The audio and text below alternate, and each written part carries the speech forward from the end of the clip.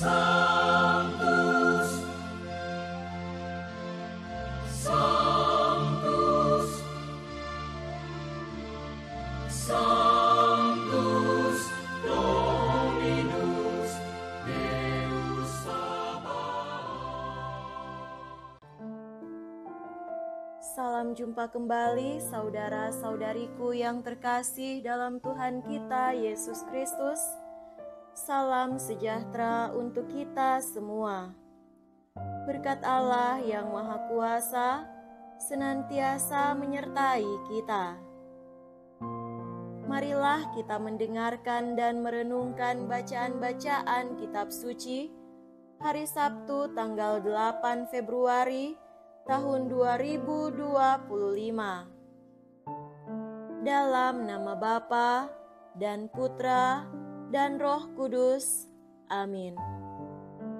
Bacaan pertama dari surat kepada orang Ibrani bab 13 ayat 15 sampai 17 dilanjutkan dengan ayat 20 sampai 21.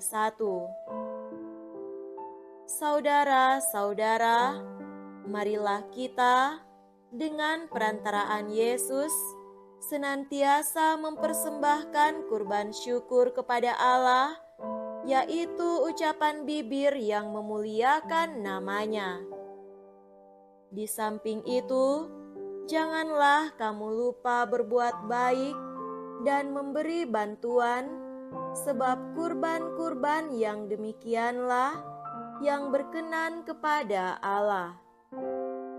Taatilah pemimpin-pemimpinmu dan tunduklah kepada mereka, sebab mereka menjaga keselamatan jiwamu sebagai orang-orang yang harus bertanggung jawab atasnya.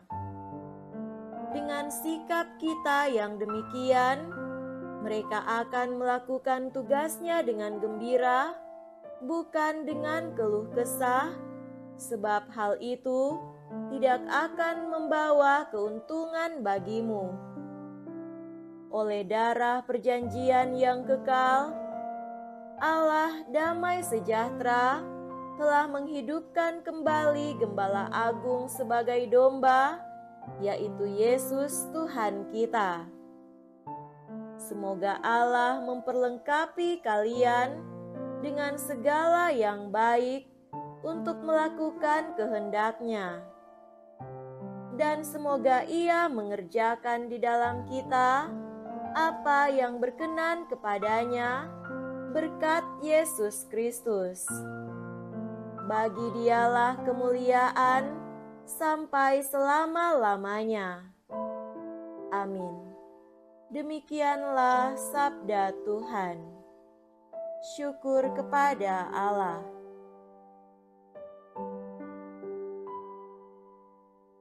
Semoga Tuhan beserta kita sekarang dan selama-lamanya. Inilah Injil suci menurut Santo Markus. Dimuliakanlah Tuhan. Injil Markus bab 6 ayat 30 sampai 34. Pada waktu itu Yesus mengutus murid-murid-Nya mewartakan Injil. Setelah menunaikan tugas itu, mereka kembali berkumpul dengan Yesus dan memberitahukan kepadanya semua yang mereka kerjakan dan ajarkan. Lalu Yesus berkata kepada mereka, "Marilah kita pergi ke tempat yang sunyi, supaya kita sendirian dan beristirahatlah sejenak. Memang begitu banyaknya orang yang datang dan pergi, sehingga makan pun mereka tidak sempat. Maka pergilah mereka mengasingkan diri dengan perahu ke tempat yang sunyi. Tetapi pada waktu mereka bertolak, banyak orang melihat dan mereka mengetahui tujuannya. Dengan mengambil jalan darat, segeralah datang orang dari semua kota ke tempat itu, dan mereka malah mendahului Yesus. Ketika mendarat, Yesus melihat jumlah orang yang begitu banyak. Maka tergeraklah hatinya oleh belas kasihan kepada mereka, karena mereka seperti domba yang tidak mempunyai gembala. Lalu mulailah Yesus mengajarkan banyak hal kepada mereka. Demikianlah sabda Tuhan. Terpujilah Kristus.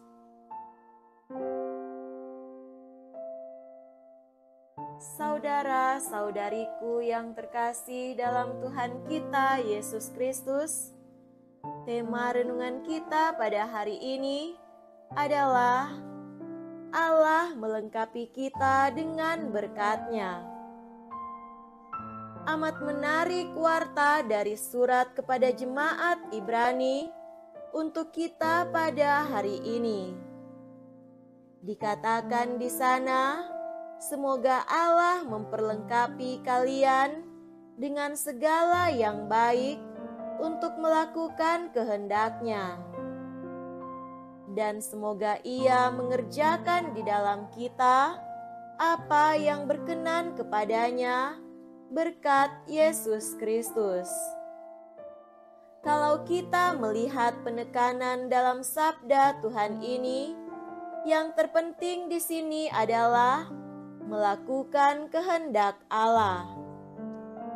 Dalam melakukan kehendak Allah, kita akan diperlengkapi dengan segala hal yang menunjang kita atau yang mendukung kita untuk melakukannya. Itulah yang kita sebutkan kemampuan atau karunia yang diberikan kepada orang-orang yang mengerjakan kehendak Allah. Saudara terkasih, banyak orang yang semula tidak tahu menahu dan kurang berpengalaman, di kemudian hari menjadi fasih berbicara, mampu mengkoordinasi kelompok, mampu mengerjakan tugas dengan baik, mampu memimpin ibadah dan berkhotbah, mampu melayani Tuhan. Mereka bergerak dari ketidaktahuan menjadi tahu, bahkan profesional di bidangnya, karena mereka memberikan diri untuk melakukan kehendak Allah. Jika demikian, Allah tentu membentuk mereka menjadi pribadi yang sesuai dengan rancangannya, yakni pribadi yang diberikan kemampuan untuk melakukan apa yang berkenan di mata Allah. Itu berarti kita pun dalam segala keterbatasan kita, jika kita melakukan hal yang baik dan berkenan di mata Allah, maka Ia akan melengkapi kita dengan segala berkat-Nya untuk melakukan hal yang indah di mata-Nya dan di mata sesama. Maka janganlah memandang diri rendah atau kecil, terbatas atau tak berpengalaman. Tuhan pasti mengubah keterbatasan kita menjadi kemampuan baru yang barangkali tak terpikirkan sebelumnya. Orang yang mengerjakan karya-karya kebaikan adalah orang-orang yang akan dilindungi, dibimbing, dituntun dan difasilitasi oleh Allah sendiri untuk mengerjakan apa yang menjadi kehendak-Nya. Saudara-saudariku terkasih, Yesus dengan para murid dalam Injil Markus telah melakukan berbagai macam hal dalam mewartakan Injil. Para murid telah memberikan diri mereka sepenuhnya untuk karya Allah. Mereka telah melakukan itu dengan sebaik-baiknya bersama Yesus. Mereka diajak Yesus untuk beristirahat di tempat yang sunyi, supaya mereka diperlengkapi dengan apa yang mereka butuhkan dalam menjalankan segala tugas yang dipercayakan kepada mereka. Di sana, mereka akan berhadapan dengan begitu banyak orang yang bagaikan domba tanpa gembala. Mereka adalah orang-orang yang membutuhkan tuntunan, pendampingan, dan bantuan. Kebun anggur Tuhan sungguh luas, dan Ia membutuhkan para pekerja untuk bekerja di ladangnya. Kita dipanggil untuk berpartisipasi dalam melaksanakan karya Allah di tengah kehidupan kita.